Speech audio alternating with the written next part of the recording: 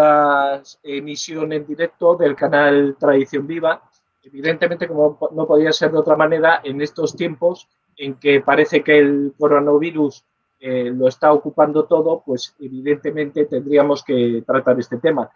Desde luego el coronavirus está creando dos problemas. Uno, el sanitario, que ese es el inmediato, que ya veremos cómo se resuelve. Evidentemente esta pandemia se vencerá, a pesar de todas esas comunicaciones que parece que es que va a ser la primera pandemia que se vence a lo largo de la historia. La humanidad ha sufrido, ha padecido y ha superado todas las pandemias. Aquí, desde luego, la pregunta es a qué precio se superará esa pandemia. Y el segundo gran tema es qué va a pasar después precisamente de la pandemia, cuando todo esto se normalice.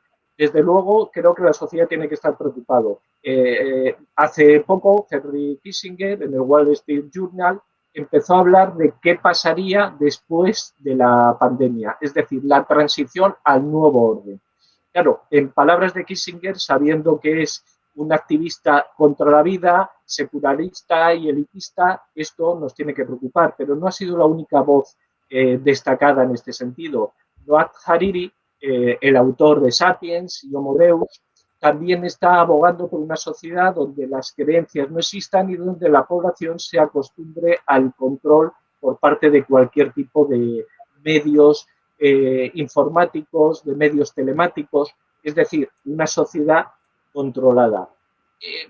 Voces ha habido por todo el mundo. El pensador eslovaco Zizek también habla de que es necesario reinventar el comunismo. Eso, desde luego, también nos debería preocupar. Voces económicas como The Economics, eso sí, parece que estos van bastante más seguros. Han dicho todo está bajo control. Eso sí, que la gente se olvide de la privacidad. La privacidad queda descartado. En esa nueva sociedad, el gran hermano va a ser una realidad y todos vamos a estar sometidos a esa gran realidad que va a ser el gran hermano y el control por parte del poder. Por citar simplemente alguna de esas voces cualificadas, Soros, lógicamente, también ha hecho su gran aportación. Según él, esta crisis del coronavirus lo que nos tiene que enseñar es que es necesario ya abolir a la familia. Es decir, nos han reconducido a estar en casa y, sin embargo, Soros y otros están defendiendo que en la casa se están produciendo una serie de conflictos que lo que determinan es que hay que acabar completamente con la familia para evitar todos esos tipos de conflictos. Bueno, esa nueva sociedad, ese estado policial ante el coronavirus, es lo que precisamente es de lo que va a hablar Paul Victoria. Paul Victoria creo que es bastante conocido por todos nuestros espectadores, pertenece es economista, defensor de la actual austríaca de economía, experto en criptoeconomía. Lo que es más importante, es una de las voces más cualificadas de divulgación en el mundo hispano, como articulista, como contertulio, de la divulgación del autolibertarismo. A la sazón, dirige actualmente la Escuela de Comunicación de Alto Impacto y la Escuela Austrolibertaria. Creo que, como es sobradamente conocido, lo mejor es, desde luego, que nos ilustre sobre lo que piensa sobre ese futuro de la sociedad, ese estado policial ante el COVID-19. Pues, sin más, Paul Victoria nos hablará sobre esa nueva sociedad que se espera para el futuro. Pues, le paso la palabra. Gracias. No vengo aquí como virólogo, ni como investigador clínico, ni como médico, ni como personal sanitario. No vengo a hablar en calidad de ninguna de esas cosas, ni vengo a dar cátedra sobre enfermedades ni sobre salud. Yo vengo aquí a esta videoconferencia en calidad de defensor de la libertad humana. Gracias por esa presentación, Carlos. Efectivamente, soy Paul Victoria. Le doy las gracias a la plataforma Tradición Viva porque tengo el honor de haber sido invitado aquí como invitado especial, como ponente de esta videoconferencia, así que muchas gracias. Y le doy las gracias sobre todo a ti, oyente, al video oyente en este momento, y te ruego que me permitas tutearte en este caso para mayor cercanía entre nosotros y mejor recepción de este mensaje. Gracias por estar aquí presente un sábado por la noche, al menos en el horario de España, 9 de la noche, que podrías estar haciendo otras cosas, pero estás aquí y lo valoro para informarte de un criterio muy distinto al del mainstream, al del pensamiento único, al de la versión oficial de la corriente dominante. Porque está claro que no estoy aquí para decirte lo mismo que oyes en la radio y en la televisión. Las noticias habituales sobre el tema del coronavirus vienen con otra visión y con otro mensaje. ¿Cuál es ese mensaje? El de la defensa de la libertad humana. Y por tanto quiero dejar claro desde el principio aquí mi abierta oposición a las medidas políticas que se han tomado en la gran mayoría de países del mundo ante esta crisis, porque esas políticas violan nuestras libertades y nuestros derechos civiles y porque causan muchos más estragos y perjuicios que el propio daño que hace el coronavirus. Yo sé que estamos en un momento delicado de la historia. Yo no he venido a hablar de enfermedades, ni de salud, ni como experto en sanidad, ni mucho menos, como ya lo expresé, pero no podemos pasar por alto la situación actual. Muchos de nosotros tenemos parientes, vecinos, amigos que están en grave estado de salud o inclusive tenemos algunos muertos y creo que eso ya nos toca a todos y de los oyentes a quien no le haya tocado ninguna persona cercana que tenga el coronavirus, creo que es una cuestión de tiempo y que le llegará y lamentablemente es así la situación, esa es la realidad, tal como es. Bueno, tal como es decir, iba a decir, nadie puede dudar de ella. A ver, hasta cierto punto hay algunas dudas que vienen también desde fuentes científicas y médicas donde se denuncian muchos casos como se están inflando las cifras verdaderas de los muertos por coronavirus. No quiero entrar mucho sobre ello, pero me refiero a cuando una persona ya tiene 2 o 3 enfermedades y se está muriendo y le llega la cuarta, al fallecer se le diagnostica como que ha muerto por coronavirus en vez de decir que ha muerto por las otras 2 o 3 enfermedades que tenía encima. Entonces, de alguna manera, quizás, según algunas fuentes, se están inflando las cifras más de lo real, pero en todo caso, aunque eso fuera así, de todos modos, hay un problema que es real, que es sobre la salud y que está haciendo sus estragos. El punto es que, en mi opinión, los estragos de la propia enfermedad son muchos menos de los estragos que causan los políticos del nuevo orden mundial en sus aplicaciones de las medidas en la gran mayoría de países. Entonces, sabemos la gravedad de la situación sanitaria y de cómo sufren tantas personas alrededor del mundo, pero lo que yo vengo a denunciar en este caso, para empezar, es que en la versión oficial, el 95% de lo que importa es sobre los afectados por el virus y sobre el colapso del sistema sanitario y nada más. Otros asuntos sencillamente no importan y cómo otras personas sufren de otras maneras es algo que no le interesa a nadie, al menos no le interesa a los medios de comunicación. Hay veces que se habla algunas veces de los perjuicios económicos, un poquito, pero las noticias en un 95% son sobre el virus. Y nada más importa. ¿Y qué pasa con los muertos económicos? Por ejemplo, es que el hambre que se está viniendo encima a millones y millones de personas en el mundo, esa hambre no mata gente. Es que la quiebra instantánea de cientos de miles de empresas, esa no importa. Es que la destrucción del tejido económico no tiene consecuencias. Hay que evitar el desbordamiento del sistema sanitario. Ese es el único mensaje que cala y no hay otro. Hay que evitar el desbordamiento del sistema sanitario. Y yo me pregunto, ¿pero solamente el desbordamiento del sistema sanitario? ¿Por qué no nadie dice, hay que evitar la destrucción del tejido empresarial? Nadie lo dice. Hay que evitar la aniquilación del empleo. Hay que evitar la quiebra de los autónomos y de los emprendedores. Nadie en el mainstream, en la corriente dominante. Los políticos dicen y la televisión dice, hay que evitar el desbordamiento del sistema sanitario. Y punto. Es lo único que hay que evitar. No hay oposición, no hay cuestionamiento, todos a callar y a obedecer. Dobla tu cerviz, agacha tu cabeza y obedece al sistema, al único mensaje que importa. Solo hay que salvar al sistema sanitario. No hay que salvar a nadie más. Los demás sectores que se hundan no importan. Y encima, los únicos héroes aquí son los médicos y los sanitarios. Y no hay más héroes. Todos los demás afectados no interesan a nadie.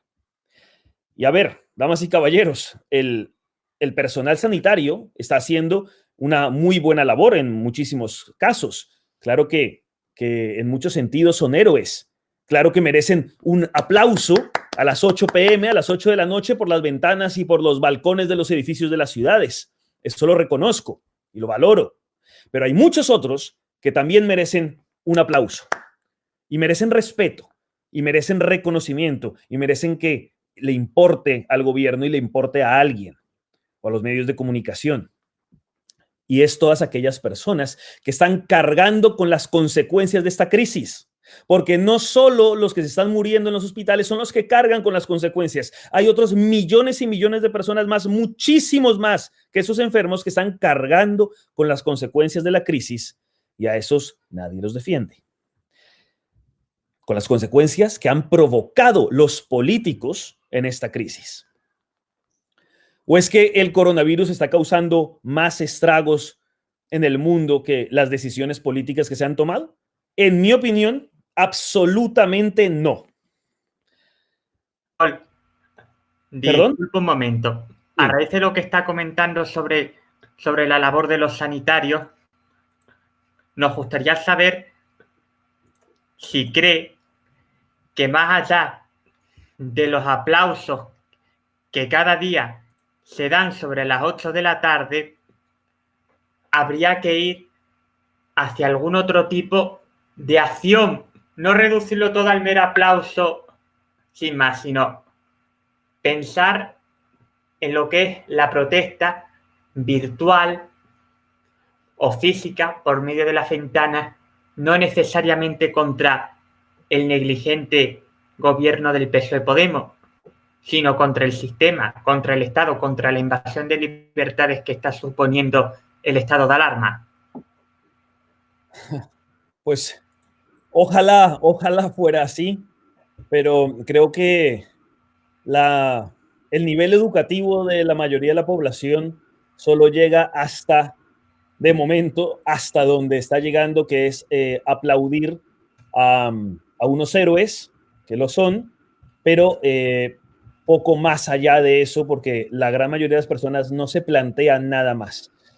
Creo que este caso coronavirus nos ha demostrado tristemente el escaso criterio de la gente y el aborregamiento tan masivo que hay de todos sometidos a lo que el sistema diga, casi todos, sin cuestionamiento alguno.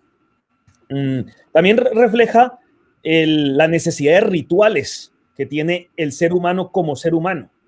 Inclusive cuando se está encerrado entre cuatro paredes, sale a flote un ritual que es ¿cuál? Aplaudir a las 8 de la noche en tantas ciudades del mundo. Y es decir, es positivo en algún sentido porque el ser humano necesita rituales. Y eso es bueno y creo que antropológicamente es una clara demostración de que siempre los necesitamos, ¿no? Es una respuesta a los nihilistas filosóficos que reducen al ser humano a otra cosa, ¿no? Un sinsentido. Entonces el ser humano necesita rituales, pero ojalá esos rituales estuvieran más llenos de significado. Ya me gustaría que hubiera un nivel educativo en la gente para que saliera a aplaudir, a expresar, también a aplaudir a todas las víctimas que estamos todos soportando esta situación y a todos los héroes que están llevando a cabo esa carga de las consecuencias, pero también a exigir un cambio de sistema, porque solo se les ha ofrecido una opción, que es la opción estatista, que es la opción de papá de Estado, del cual necesitamos, del cual ya hablaré más adelante precisamente sobre esto, como el coronavirus es la perfecta excusa para que necesitemos a papi Estado, y simplemente se sigue lavando el cerebro y adormeciendo a la población. Entonces, si consultas la versión oficial, por supuesto que las únicas víctimas son del coronavirus. Yo cojo mi teléfono y todo el tiempo me salta permanentemente, no sé cuántas veces al día, cuántos nuevos contagiados hay y cuántos nuevos muertos hay. Y yo no he elegido esa opción, simplemente me salta en el teléfono, en el ordenador, en todas partes. Y es la propaganda del sistema que a donde mires es un consenso universal en la misma dinámica. Y es impresionante el poder que tiene la propaganda del sistema para hacer lo que le plazca. Entonces, ¿cómo calculas la destrucción que han causado las decisiones políticas? Es muy difícil. La magnitud del problema que supone, la cantidad de personas afectadas, de empresas, de empleos, de emprendedores, restaurantes, cafeterías, bares, discotecas, gimnasios, hoteles, teatros, cines, galerías de arte, museos, centros comerciales, ferias de artesanía, todo, o sea, músicos, museos, centros deportivos, de todo, destruido, todos los lugares de conferencia, todo lo que requiera una presencia física de las personas, aerolíneas, transporte público, escuelas privadas, guarderías, todo, colegios, institutos. Entonces, quería primero dibujar el escenario que ya todos conocemos y ahora quiero ir más allá. ¿Cuál es el fondo del asunto después de esta descripción? Y es, como decía antes, que esta es la perfecta excusa para el lavado de cerebro masivo. Tú necesitas al Estado. Tú necesitas de nosotros, de papi gobierno, que te protegemos. Porque ¿qué sería de la humanidad si el gobierno? ¿Qué sería de tu país si no fuera por el gobierno que mandó una cuarentena? Estarían todos muertos, ¿verdad? Para que vivas necesitas del gobierno. Hay una película maravillosa en muchos sentidos que se llama V for Vendetta, V de Vendetta, que seguramente muchos habréis visto, y ilustran esto supremamente bien, de cómo el gobierno necesita que haya caos para que el pueblo necesite del gobierno y por tanto puedan mantenerse en el poder y aumentar sus poderes, que es lo que está pasando ahora. Están aumentando sus poderes y reduciendo la autonomía de la gente para hacer un Estado cada vez más invasivo, la gente perder cada vez más libertades y entonces controlarnos muchísimo mejor. Y creo que os recomiendo esa película porque se ve muy bien la acción del gobierno y cómo funciona. Había un viejo economista que decía, las guerras son la salud del Estado. Los países necesitan entrar en guerras para poder unir a la población bajo su poder y enfrentarse contra enemigos exteriores. En otros casos donde no hay guerras abiertas, muy últimamente, modernamente, se habla de la guerra contra el terror, la guerra contra el terrorismo. Entonces, necesitamos al gobierno porque hay una amenaza terrorista y entonces el gobierno nos defiende. Ahora es la guerra contra el virus. Siempre se necesita inventar nuevas guerras para poder justificar su permanencia en el poder. Y es que, como sabréis, en todos estos últimos años se han deslegitimado tanto los gobiernos. Tanta gente ha dejado de salir a votar a las urnas en las democracias porque se ha perdido fe en la democracia, se ha perdido fe en los partidos políticos, se ha perdido la esperanza, ha llegado más indiferencia.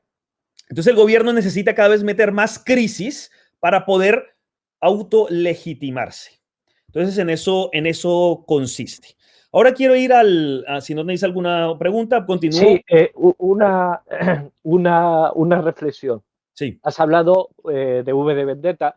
Alan Moore, en esa obra, además, curiosamente, lo que citaba es ese control, efectivamente, esa capacidad del Estado-nación, en crear una serie de conflictos para tener control a la población.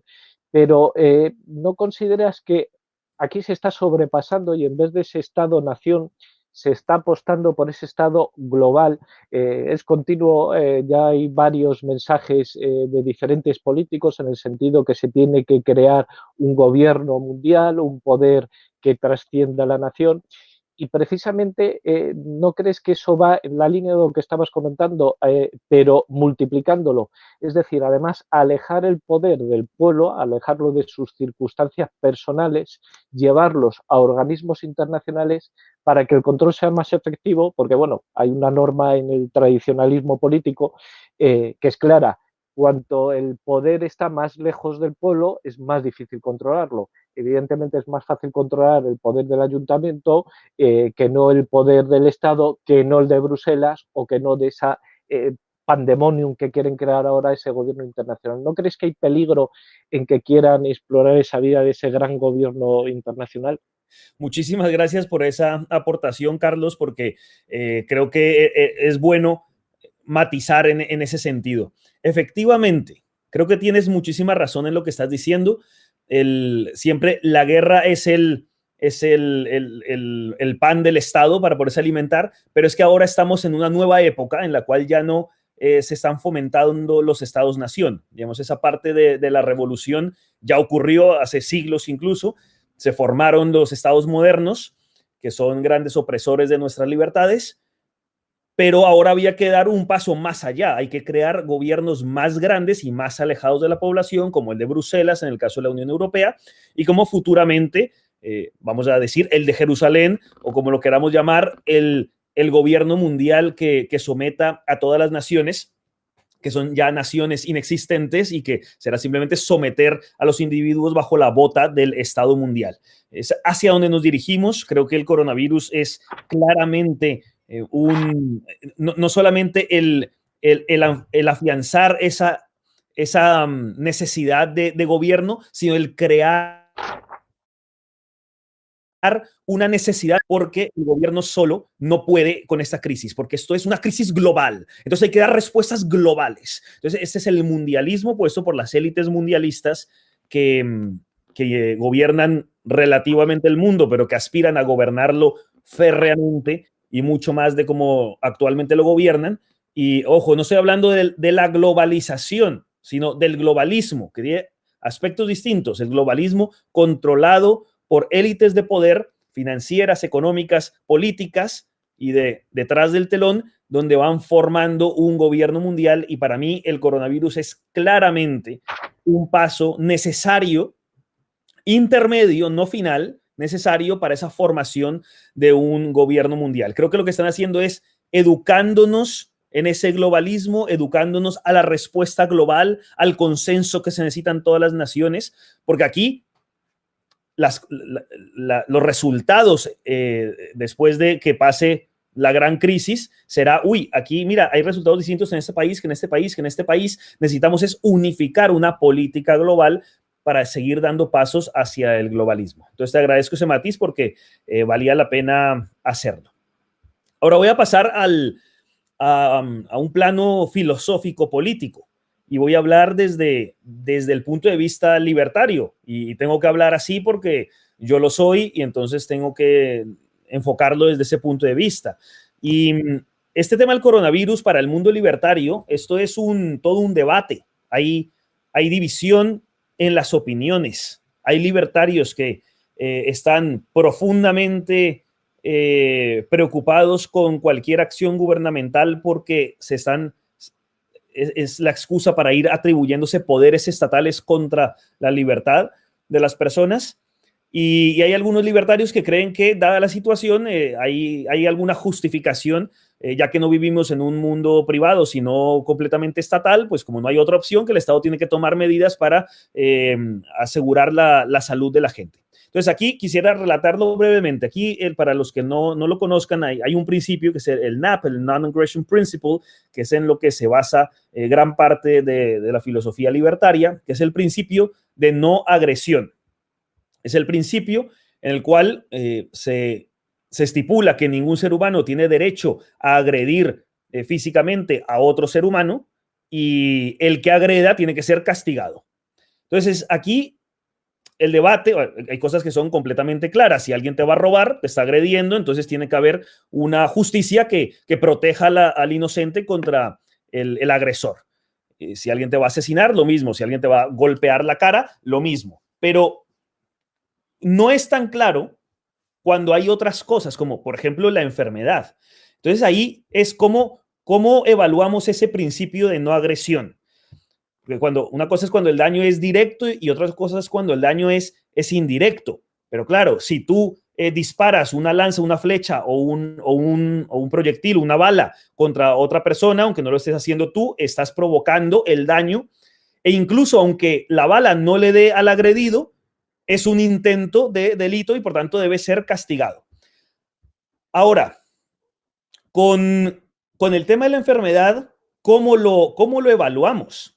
Entonces, hay cierto consenso en pensar, oye, si yo sé que tengo una enfermedad que se transmite, digamos, vía respiratoria, y sabiendo eso, me voy hacia alguien sano y comienzo a toserle encima a propósito, lo estoy agrediendo porque le estoy transmitiendo mi bacteria, mi virus, lo que sea, y le estoy transmitiendo la enfermedad y es de alguna manera como si le estuviera disparando una bala. Entonces, hasta allí puede haber consenso, pero cuando no estás haciendo una tos directa sobre el otro, ¿cómo evaluamos la agresión? Cuando no sabes si estás infectado, sí o no, ¿cómo evaluamos la agresión? Y ahí está el debate entre los libertarios de si debe haber una medida política que proteja, digamos, a los sanos de los enfermos y hasta qué punto y con qué límites. Y esto es un debate muy amplio, muy serio. No quiero aquí profundizar a fondo porque podría estar 5 horas seguidas contando cómo están los debates y yo estoy en 1000 debates y foros con otros libertarios sobre este tema, pero quería por lo menos estipularlo para que supierais que existe este debate y cómo es un poco los argumentos. Tú, por ejemplo, si obligaras a unas personas a jugar a la ruleta rusa, que es coger un revólver, poner una sola bala, los otros 5 sin bala y empezar a disparar, bueno, lo más probable es que no te toque, pero una de cada 6 veces va a tocar el disparo. Claro, aunque la agresión no sea segura, por ser un intento es suficientemente peligroso como para frenar a ese agresor. Pero es que entonces, esto se podría asemejar al tema de la enfermedad. Sí, podría pasar o podría no pasar. Podrías infectar o podrías no infectar.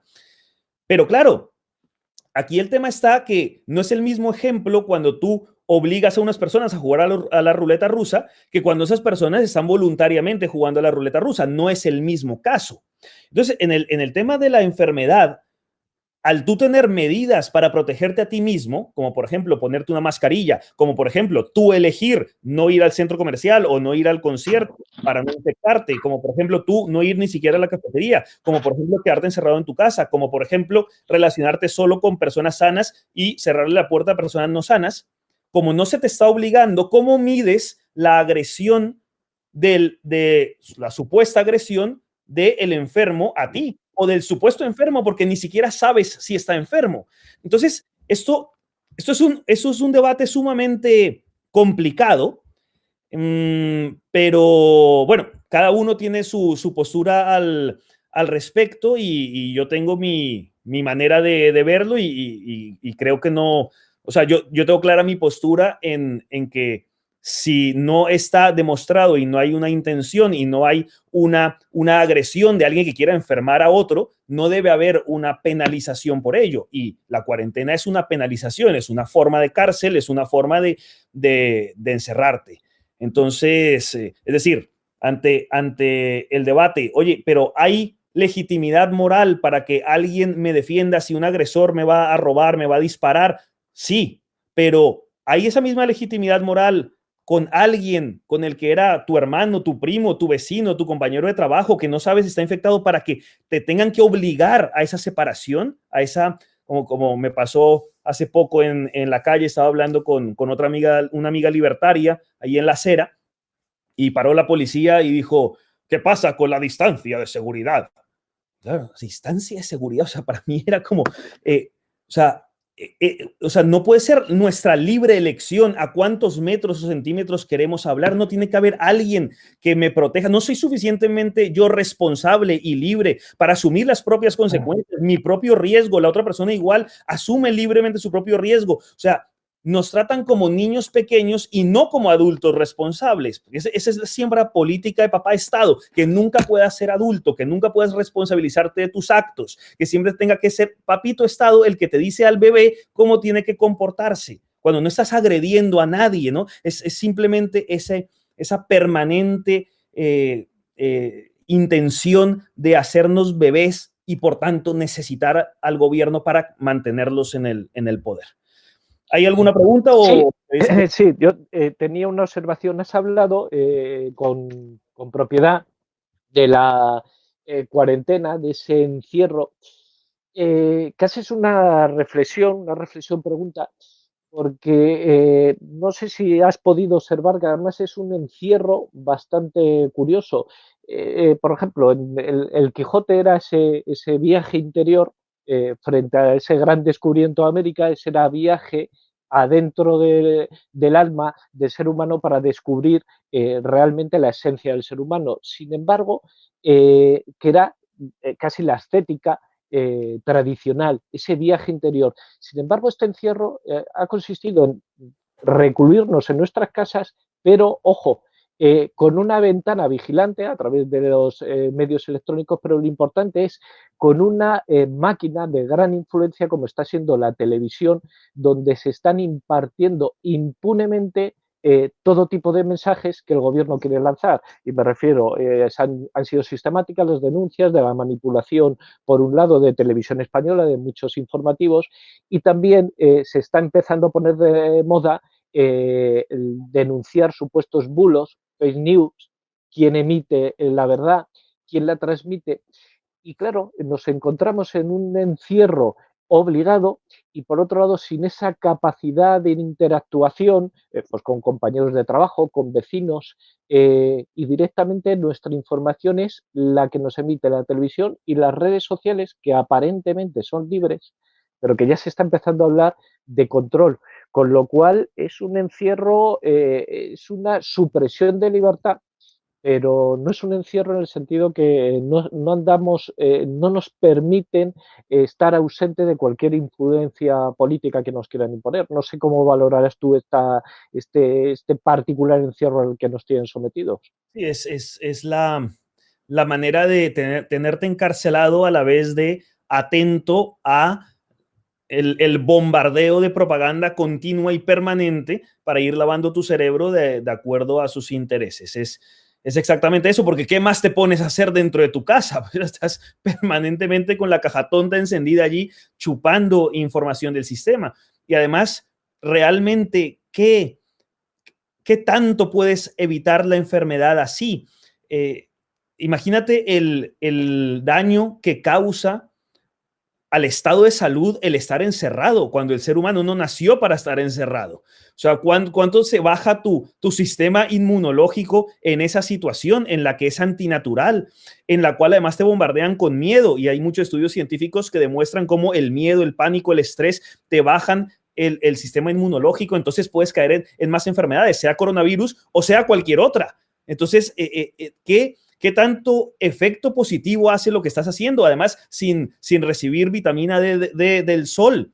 Además, sin poder hacer ejercicio y salir a correr al parque para hacer ejercicio. Entonces, o sea, están destruyendo tu estado de salud mental y físico, pero para proteger tu salud es que es todo siempre lo mismo, ¿no? Y mientras tanto, bombardeándote con el mensaje de nos necesitas a papá Estado y estamos haciendo todo lo necesario y todo lo posible y este gobierno te está salvando y mira lo buenos que somos y mira todas las medidas que estamos tomando para el bien de la población. Además, por ejemplo, en el caso de España, recuerdo cómo salió en esa primera comparecencia Pedro Sánchez con esa vocecita de cordero degollado, de manso, así de como si le preocupara tanto la gente, así, era como una actuación. O sea, yo pensaba, ¿cuántas veces has repetido ese discurso ahí frente al espejo y practicado la voz y tus asesores todos alrededor diciendo, no, pero mejor di esto y la palabrita y tal, porque tienes que parecer que tú amas a tus súbditos, ¿no? Y la verdad es que, en fin, habría mucho que comentar al respecto. Si quieres, continúo a partir de ese debate se genera el que estaba narrando antes entre esa posición libertaria sobre el principio de no agresión. Se genera un debate a continuación y que es un problema filosófico muy interesante y es cómo funciona nuestro sistema de justicia desde tiempos antiguos, desde Roma, desde el derecho romano. Se presume la inocencia del acusado y por tanto solo cuando se demuestran suficientes pruebas al respecto y el jurado o el juez dictamina que sí, que es, mejor dicho, seguro que esta persona cometió este crimen, entonces es cuando se le condena. Pero resulta que cuando hay una duda razonable, no se le condena. O sea, cuando el jurado está casi seguro que es el culpable, pero no está 100% seguro, se le deja suelto, se le deja libre. ¿Entendéis por dónde voy con esta reflexión? Entonces, si este tipo tiene un 50% de probabilidad de ser el asesino que parece ser, ya, pero es que no podemos encarcelar a alguien que podría ser inocente. Con 50% de probabilidad se le suelta, se le deja libre. Y a lo mejor ese libre asesina a otro y a otro y a otro. Y lo dejaste libre, pero es el riesgo por la libertad y por la justicia que toma nuestro antiguo sistema. Pero en cambio, ese mismo criterio no se toma con el de la enfermedad. Resulta que tú tienes 1% de estar infectado, solo un 1%, estás 99% de probabilidad estás sano, pero tienes un 1% de probabilidad de estar infectado y se te aísla. Cuarentena, encerrado en la cárcel de tu casa. Pero en cambio el de 50% de probabilidad de ser asesino, a ese se le suelta. Es decir, hay una inversión de los valores, se quita la presunción de inocencia que ya se había empezado a quitar, como por ejemplo cuando el varón es culpable por definición y la mujer dice la verdad siempre, en los casos de problemas entre varón y mujer, hay que creerle siempre a la mujer, hay que encerrar al varón por estas violencia, ideología de género y todas estas idioteces, contra el principio de presunción de inocencia. Y ya se estaba empezando, o sea, la civilización ya se estaba desmoronando desde mucho antes. O sea, para mí esto es solo un acelerón en el desmoronamiento de la civilización y donde se están destruyendo hasta principios tan antiguos como ese principio de presunción de inocencia y todos son infectados potenciales y todos son posibles culpables y todos son sujetos peligrosos. Y se está cambiando toda nuestra estructura psicológica y cultural de cómo relacionarnos con el prójimo.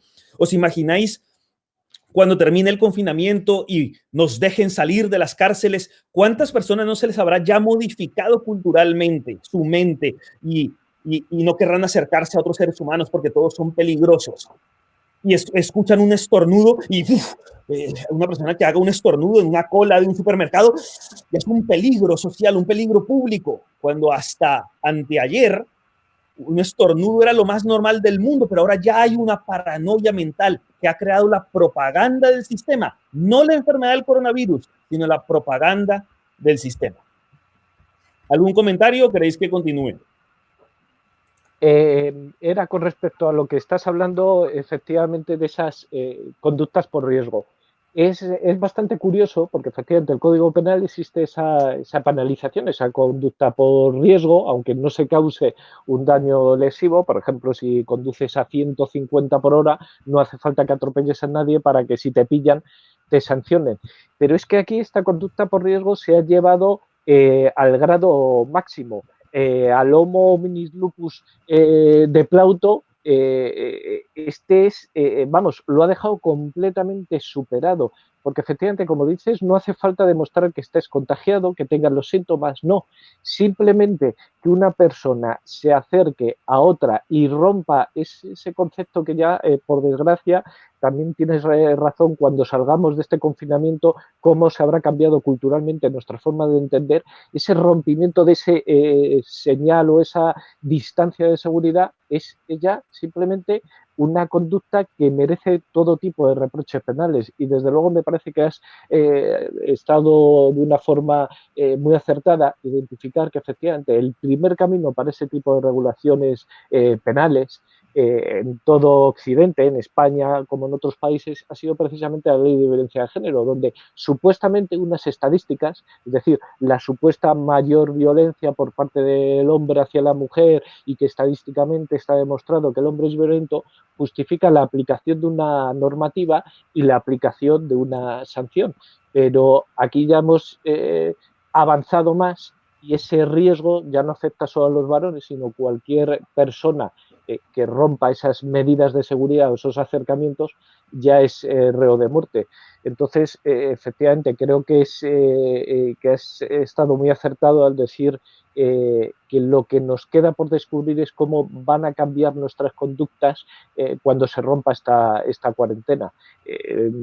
Me parece que eso es algo desde luego que tendríamos que seguir indagando, porque creo que va a ser la clave de esa sociedad futura que nos tratan de imponer, y ahora nos están imponiendo esas modificaciones conductuales para que cuando salgamos seamos obedientes voces de ese Estado opresor completamente.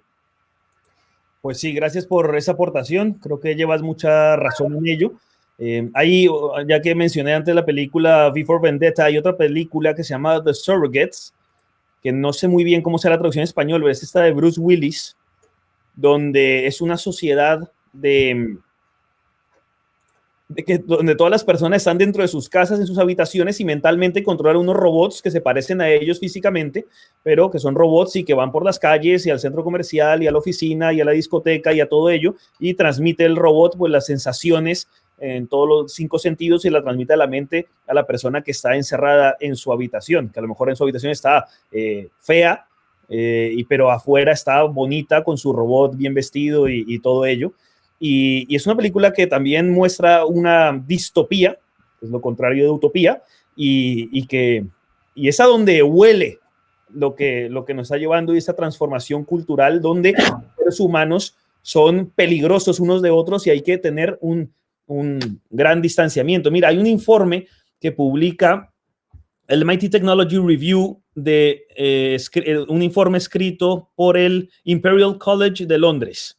Y es terrible lo que dice, o sea, cómo prevé una sociedad en la cual efectivamente cuando se acabe la cuarentena, pues en los cines, los teatros estarán todos con sillas separadas unos de otros para que los humanos no se toquen porque son peligrosos unos de otros. Es decir, vamos de verdad a una situación humanamente calamitosa, y esto nadie lo está hablando. Así que lleva razón con esa puntualización que hiciste, Carlos.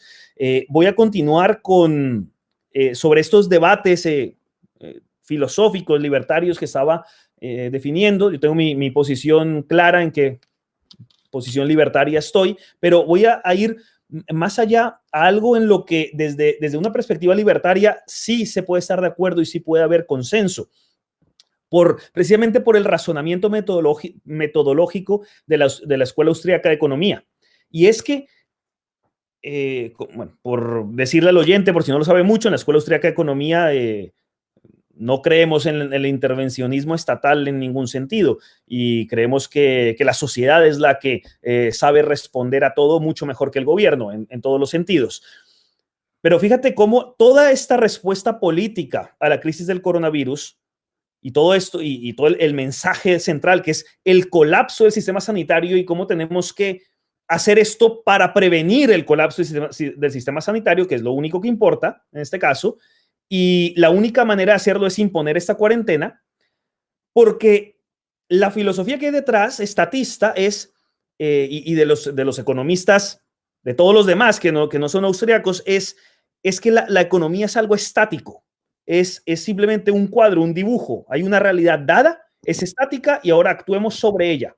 O sea, eliminan el componente humano del ser humano, que el ser humano es permanentemente cambiante, adaptable, y toma una acción humana libre y voluntaria que puede salir por cualquier tipo de ruta que no puedes prever en tus modelos matemáticos, en tus modelos estadísticos, en tus modelos econométricos, que es todas las demás escuelas de economía que es lo que creen. Entonces, si el sistema sanitario, sobre todo el estatal, es el dado, que hay estos hospitales, hay este número de médicos, hay este número de sanitarios, esto es lo que existe, entonces se crea una crisis del coronavirus, entonces, ¿cuántos pacientes podemos atender? Pues solo estos. Como no da abasto, entonces hay que aplicar la cuarentena, porque se basan en una realidad estática. Pero resulta que la realidad real no es estática, es dinámica, es cambiante. Las personas son libres, interactúan y tienen creatividad y pueden salir por montones de nuevos sitios que nadie se esperaba antes. Y el mercado aporta soluciones. mientras que el sistema sanitario es rígido y entonces no puede aportar más de lo que ya está previsto, pero si se dejaran en libertad a las personas, no has probado cómo reacciona nosotros, la gente, en aportar soluciones al coronavirus y cómo salen nuevas cosas y nuevas curas y nuevas atenciones y nuevos cuidados que no estás permitiendo por tu sistema rígido, que estás anulando, porque solo existe ese tratamiento con estas máquinas respiratorias, con esta medicina y este tipo de médicos en ese tipo de lugares, hospitales. Y punto, como si no pudiera existir nada más. Y a todos los demás millones y millones de personas que hay en tu país, no las dejas actuar porque las tienes encerradas en sus casas y a lo mejor muchas de esas personas estarían atendiendo gente, estarían ayudando gente, estarían llevando mascarillas de un lado al otro o inventándose nuevas curas. Y lo digo por ejemplos reales que conozco. Sé personas que han llevado nuevos experimentos para poder curar el coronavirus incluso de una manera mucho más sencilla. Por ejemplo, una doctora médico de Madrid que lo hace con vitamina C, solamente vitamina C, vitamina C, vitamina C, y no necesitas ningún aparato respiratorio, los pacientes se curan, pero no puede ella llegar a los pacientes porque no está dentro del rígido sistema cerrado, estático, en el que tú, socialista, has construido y que no permites la realidad dinámica del mercado de aportar soluciones y de aportar nuevas ideas y nuevas atenciones y fluir con responsabilidad, confiando en que la gente hace lo mejor que puede dada una situación. Entonces, es un tema de filosofía, inclusive económica, y no permiten que la gente pueda dar respuestas, una variedad de respuestas y dejar a la acción humana actuar libremente. Entonces, todos atados sin poder colaborar. Y voy a poner el último ejemplo, antes de que, si queréis, os dé la palabra, que es, sí, Paul, pero es que me está diciendo, claro, es que no es lo mismo el mercado de coches, de ropa, de lo que sea, con el sistema sanitario. Es que es algo muy grave, es la salud de la gente. Entonces, tiene que haber un ente regulador que administre algo que es tan importante como la salud de la gente. Bueno, es que resulta que para que tú tengas salud, primero tienes que tener vida. Y para tener vida necesitas alimentarte. O sea que los alimentos son aún más importantes y anteriores a la salud y a las medicinas. Los alimentos además previenen la enfermedad. ¿Y por qué entonces los alimentos sí son libres? Porque hay supermercados libres, porque hay agricultura, bueno, en Europa no tanto, pero casi semilibre. ¿Por qué haces cadenas de distribución del libre mercado? Porque si es tan importante los alimentos para la población y no se dan cuenta de este razonamiento, es que lo mismo debería pasar con la salud debería ser libre. Y así como cuando el desarrollo hizo, el progreso de las naciones hizo que los precios de los alimentos bajaran estrepitosamente para que mucha más gente pudiera acceder a los alimentos y pudiera alimentarse mucho mejor que en cualquier otra época de la historia humana, lo mismo pasaría con la salud. Si dejaras a la salud libre, entonces también habría mucha más competencia, bajarían los precios y podrías acceder a las medicinas de una manera mucho más barata, económica y dinámica y de progreso, de verdadero progreso a los medios de salud. Entonces, igual que los alimentos los has dejado libres, deja la salud libre y entonces verás cómo el mercado aporta soluciones y baja los precios y se mejora la salud de todo el mundo. Quería hacer esa puntualización, digamos, desde teoría de la Escuela Austríaca de Economía. Es que imagínate si a Mercadona se le restringiera, no, solo puedes, o a los supermercados, solo hay esta cantidad de gente, entonces ponemos ese supermercado aquí para que, no, o sea, es el propio mercado con oferentes y demandantes los que se van ajustando según las necesidades cambiantes y dinámicas de la sociedad. Sí, te dejo hablar. Sí, es que además, al hilo de lo que comentabas, es curioso, efectivamente, una de las cosas que uno de los conflictos que se ha querido crear es ese conflicto sanidad pública, sanidad privada. Es curioso que se nos ha tratado de decir que, claro, la sanidad privada tendría que desaparecer, pero también es curioso que la sanidad pública, o no la sanidad pública, que nuestros gestores políticos hayan decidido que en un momento de crisis, para reforzar esa ineficaz sanidad, pero no por los médicos o el sistema médico propiamente dicho, sino por la gestión política de esa sanidad, que se ha demostrado que significa, buscan el refuerzo de esa sanidad privada. Curiosamente también se está hablando de otros posibles sectores, se ha estado hablando mucho por parte sobre todo de Podemos de privatizar. Es decir, ante sectores estatales, gubernamentales o públicos que funcionan mal, vamos a estatalizar las empresas que funcionen bien para que esas empresas dejen de funcionar bien y destruir otra vez precisamente el mercado. Desde luego, este es uno de esos efectos de ese posible mundo después del coronavirus que creo que nos vamos a tener que preparar más para defendernos. Esa libertad no solo individual, sino libertad económica, libertad de asociación, porque una de las cosas precisamente que se quiere hacer, o entiendo yo que van a querer hacer, es acabar con esa autodeterminación del individuo, con esa libertad. La libertad ya sabemos que los regímenes intervencionistas no la saben gestionar, evidentemente. Y creo desde luego que la economía es la primera manifestación de esos toques autoritarios que se van a demostrar al poco. Yo creo que en un mes, 2 meses, empezaremos a ver cómo se interviene realmente el mercado y no de mascarillas, sino absolutamente de cualquier tipo de producto. Y ya veremos cómo la sociedad, cómo vamos a ser capaces de combatir nosotros ese intervencionismo. Gracias, Carlos. Así es, y hemos escuchado cómo Pablo Iglesias, este famoso comunista que gobierna España, ya ha hablado muchas veces de eso, de cómo seguir interviniendo en lo privado y apropiándose, y además diciendo es que el modelo de libre mercado ha fracasado, entonces, por tanto, ¿qué necesitamos? El modelo comunista, que es el que no fracasa según él, ¿no? Es impresionante y cómo incluso las disposiciones legales que están sacando ya son claramente violadoras de la propiedad privada y, oye, tu casa se pone a merced del Estado. Es exactamente la excusa que necesitaban, es que es lo que los comunistas siempre buscan, es cómo meterse en la puerta de tu casa y entrar en tu casa y tomar dominio de tu propiedad privada.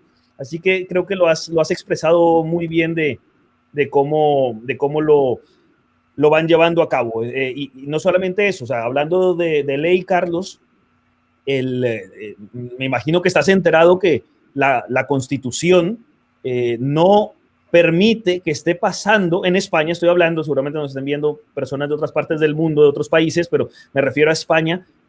La Constitución española no permite que esté pasando lo que esté pasando en las maneras en las que está pasando. O sea, hay un golpe de Estado, hay un golpe a la Constitución que nadie está hablando prácticamente en ningún medio de comunicación, cuando han violado la Constitución el propio gobierno. O sea, yo la tengo aquí y es, o sea, cuando en el artículo 116 dice en el punto 2, el estado de alarma será declarado por el gobierno mediante decreto acordado en el Consejo de Ministros, pero es que resulta que el estado de alarma, que es lo que oficialmente ocurre en España, no prevé que haya una cuarentena de cárcel para nosotros, ni que se cancelen los cultos religiosos y 1000 cosas que se han cancelado de repente. Es que es una violación de la ley. O sea, para poder prohibir las misas y los conciertos y las reuniones, espectáculos y la discoteca y todo, tenían que haber aprobado el punto 4 del estado de sitio. Pero claro, para eso necesitaban mayoría absoluta del Congreso de Diputados y llevarlo a debate al Congreso y entonces se hubiera aprobado entre todos, pero para no tener que hacer eso, entonces no lo aprobamos solo entre nosotros, para no tener que buscar otro consenso, ni para sacar los militares a la calle, porque eso asustaría a la población. O sea, es una violación de la ley de ellos mismos. Es que se ha puesto, el problema es que se ha puesto en cuarentena el derecho. Pues sin más, muchísimas gracias de verdad por tu intervención. A vosotros por haberme invitado. Ha sido un placer, un gusto y un honor. Para nosotros. Bueno, de acuerdo. Pues muchas gracias. Damos fin a este directo de YouTube. Hasta la próxima. Chao. Hasta la próxima. Y muchas gracias a todos por haber escuchado y participado. Buenas noches. Buenas noches.